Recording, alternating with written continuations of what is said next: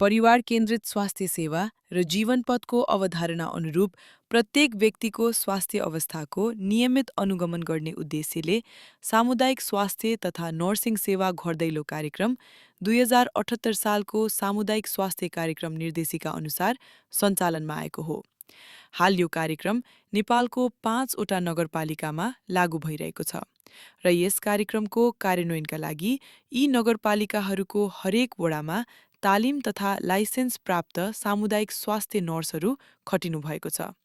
हामी सामुदायिक स्वास्थ्य नर्सहरू घर घरमा पुगेर प्रत्येक परिवारका सदस्यहरूको सामाजिक, जनसाङ्खिक तथा स्वास्थ्य सम्बन्धी विवरण सङ्कलन गर्छौँ।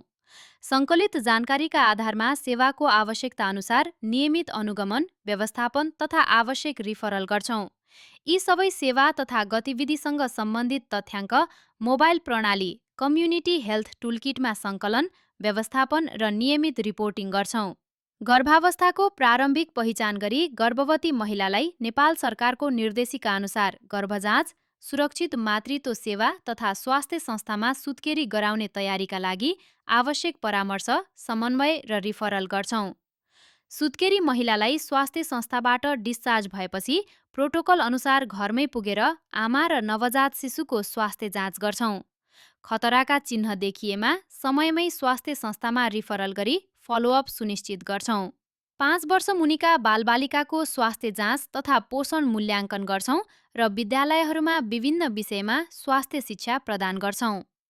किशोर किशोरी लक्षित यौन तथा प्रजनन स्वास्थ्य, मानसिक स्वास्थ्य र मर्यादित महिनावारी सम्बन्धी सेवाहरू घर, विद्यालय र समुदाय स्तरमा उपलब्ध गराउँछौँ। हामीहरूले घर दैलोमै पुगेर स्वास्थ्य जीवनशैलीको प्रवर्धन गर्नुका साथै सर्ने तथा नसर्ने रोगका जोखिम कारकहरूको पहिचान, रोकथाम र व्यवस्थापनका लागि स्वास्थ्य शिक्षा र परामर्श प्रदान गर्छौँ।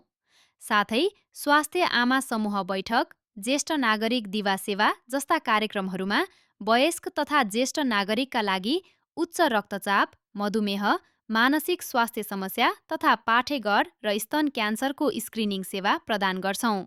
प्रत्येक गर्भवती तथा सुत्केरीको घरभेट, खोप कार्यक्रम तथा विभिन्न सामुदायिक स्वास्थ्य गतिविधिहरूमा हामी महिला सामुदायिक स्वास्थ्य स्वयंसेविकाहरूसँग सहकार्य गर्छौँ र मासिक रूपमा स्वास्थ्यका सूचकहरू तुलना गर्दै सेवा सुधारमा सहयोग पुर्याउँछौँ।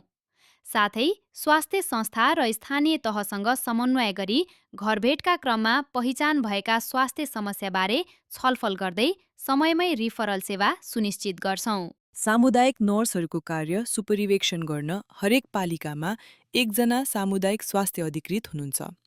नमस्कार, मेरो नाम कुसुमिका हमाल, म सामुदायिक स्वास्थ्य अधिकृत।